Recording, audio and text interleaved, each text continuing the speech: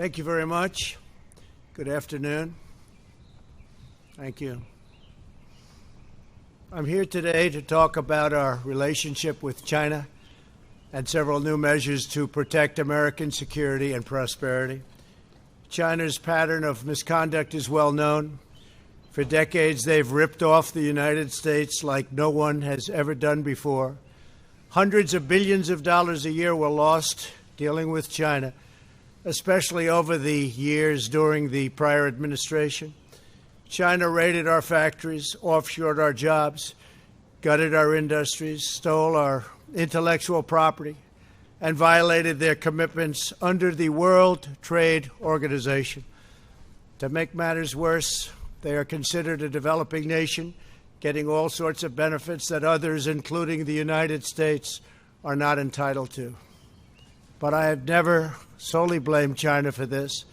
They were able to get away with the theft like no one was able to get away with before because of past politicians and, frankly, past presidents. But unlike those who came before, my administration negotiated and fought for what was right. It's called fair and reciprocal treatment. China has also unlawfully claimed territory in the Pacific Ocean, threatening freedom of navigation and international trade. And they broke their word to the world on ensuring the autonomy of Hong Kong. The United States wants an open and constructive relationship with China, but achieving that relationship requires us to vigorously defend our national interests. The Chinese government has continually violated its promises to us and so many other nations. These plain facts cannot be overlooked or swept aside.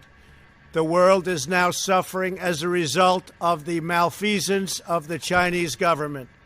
China's cover-up of the Wuhan virus allowed the disease to spread all over the world, instigating a global pandemic that has cost more than 100,000 American lives and over 1 million lives worldwide. Chinese officials ignored their reporting obligations to the World Health Organization and pressured the World Health Organization to mislead the world when the virus was first discovered by Chinese authorities. Countless lives have been taken and profound economic hardship has been inflicted all around the globe. They strongly recommended against me doing the early ban from China, but I did it anyway and was proven to be 100% correct.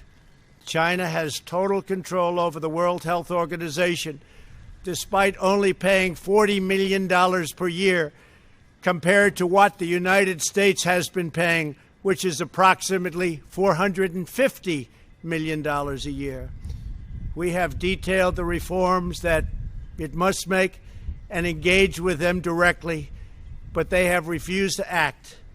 Because they have failed to make the requested and greatly needed reforms, we will be today terminating our relationship with the World Health Organization and redirecting those funds to other worldwide and deserving urgent global public health needs.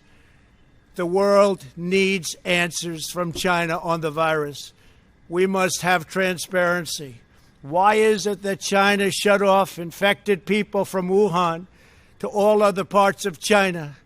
It went nowhere else. It didn't go to Beijing. It went nowhere else. But they allowed them to freely travel throughout the world, including Europe and the United States.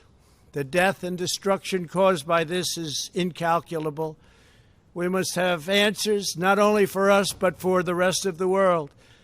This pandemic has underscored the crucial importance of building up America's economic independence, reshoring our critical supply chains, and protecting America's scientific and technological advances. For years, the government of China has conducted illicit espionage to steal our industrial secrets, of which there are many. Today, I will issue a proclamation to better secure our nation's vital university research and to suspend the entry of certain foreign nationals from China who we have identified as potential security risks. I am also taking action to protect the integrity of America's financial system, by far the best in the world.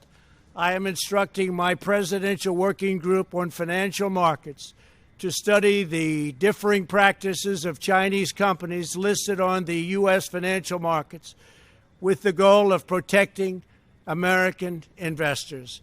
Investment firms should not be subjecting their clients to the hidden and undue risks associated with financing Chinese companies that do not play by the same rules.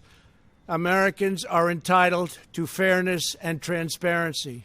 Several of the most significant actions we're taking pertain to deeply troubling situations unfolding in Hong Kong.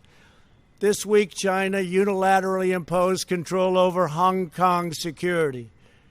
This was a plain violation of Beijing's treaty obligations with the United Kingdom in the Declaration of 1984 and explicit provisions of Hong Kong's Basic Law. It has 27 years to go. The Chinese government's move against Hong Kong is the latest in a series of measures that are diminishing the city's long-standing and very proud status. This is a tragedy for the people of Hong Kong, the people of China, and indeed the people of the world. China claims it is protecting national security. But the truth is that Hong Kong was secure and prosperous as a free society. Beijing's decision reverses all of that. It extends the reach of China's invasive state security apparatus into what was formerly a bastion of liberty. China's latest incursion, along with other recent developments that degraded the territory's freedoms, makes clear that Hong Kong is no longer sufficiently autonomous to warrant the special treatment that we have afforded the territory since the handover. China has replaced its promised formula of one country, two systems with one country, one system. Therefore, I am directing my administration to begin the process of eliminating policy exemptions that give Hong Kong different and special treatment. My announcement today will affect the full range of agreements we have with Hong Kong, from our extradition treaty to our export controls on dual-use technologies and more, with few exceptions. We will be revising the State Department's travel advisory for Hong Kong to reflect the increased danger of surveillance and punishment by the Chinese state security apparatus. We will take action to revoke Hong Kong's preferential treatment as a separate customs and travel territory from the rest of China. The United States will also take necessary steps to sanction PRC and Hong Kong officials directly or indirectly involved in eroding Hong Kong's autonomy and just, if you take a look, absolutely smothering Hong Kong's freedom. Our actions will be strong. Our actions will be meaningful. More than 2 decades ago, on a rainy night in 1997, British soldiers lowered the Union flag and Chinese soldiers raised the Chinese flag in Hong Kong. The people of Hong Kong felt simultaneously proud of their Chinese heritage and their unique Hong Kong identity. The people of Hong Kong hoped that in the years and decades to come, China would increasingly come to resemble its most radiant and dynamic city. The rest of the world was electrified by a sense of optimism that Hong Kong was a glimpse into China's future, not that Hong Kong would grow into a reflection of China's past. In every decision, I will continue to proudly defend and protect the workers, families, and citizens of the United States of America.